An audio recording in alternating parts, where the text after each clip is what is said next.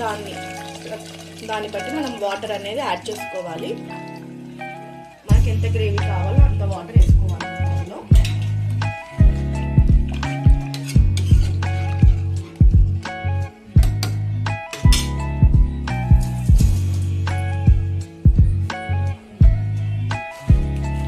ఇందులోనే నేను చికెన్ మసాలా కూడా యాడ్ చేసేస్తున్నాను. నేను ప్రతి ఒక్క వంటలో నేను చికెన్ మసాలా వాడతానని చెప్పాను కదా.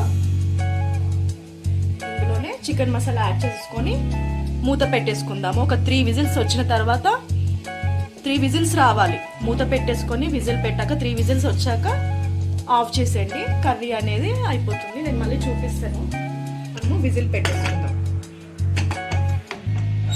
ఇప్పుడు మనం ఇది 3 విజిల్స్ రావాలి. మనకి 3 విజిల్స్ వచ్చాక గ్యాస్ ఆఫ్ చేసుకోవాలి.